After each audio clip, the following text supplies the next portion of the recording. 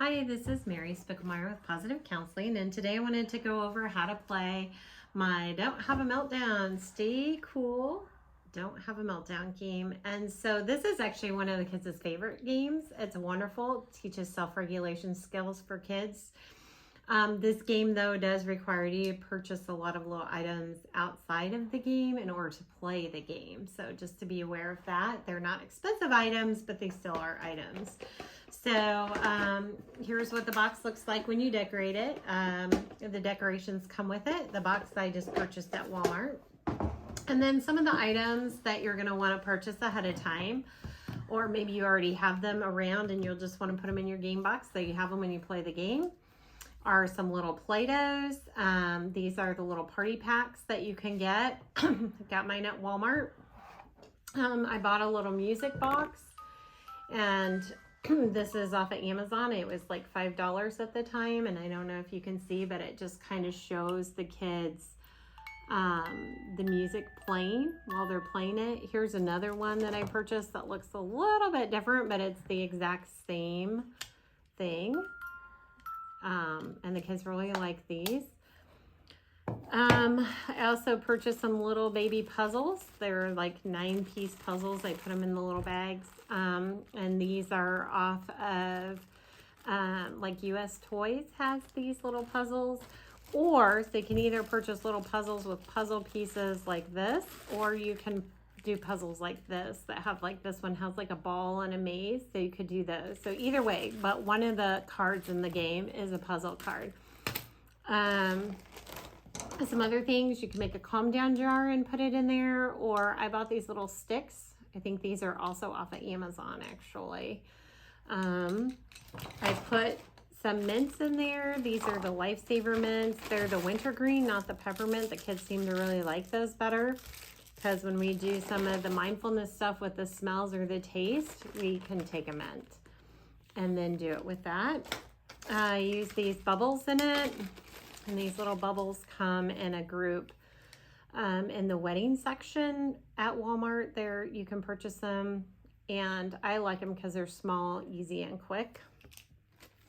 And I use those a lot in little come down kits for kids. And then the last thing in my game board is just some blocks. And so you can see these. And you could put little Legos in there if you prefer. It doesn't matter.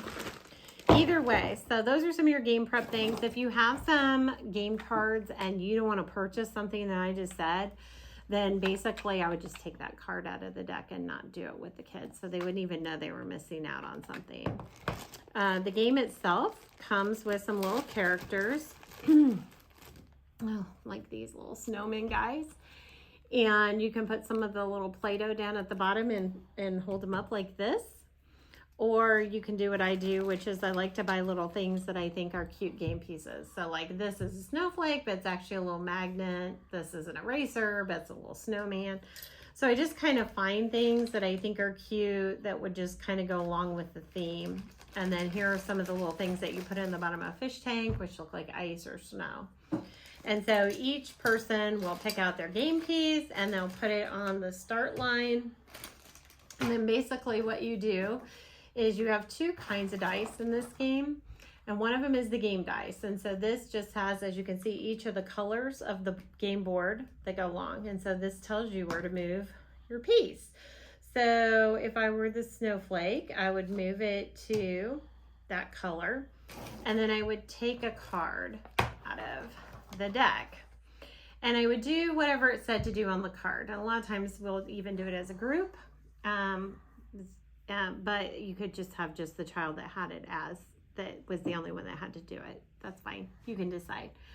So it says, say 3 things that you are thankful for. So of course here we're looking for gratitudes. And so if I were to say, oh, I'm thankful for my puppy, and I'm thankful for my family, and I'm thankful for chocolate chip cookies. Okay. So then the next person would go and they would roll the dice and they would move their little game piece to that. And then they would do what was ever on the card. Now, here's the deal. When it comes to picking up a card, if you were, say I picked up a card and this was the card, it says Snowball Fight. This is the part of the game that the kids really like. besides using all these little prompts here. But so when this card comes, basically what you do is each person playing the game gets a snowball dice. If you can see, each side of the die has a snowflake, and then one side has a snowball. So there are two ways you can do this, depending on the impulsiveness and the kids that you have playing the game. If it's just you and one child, you can just both roll at the same time, and whoever gets the snowball wins.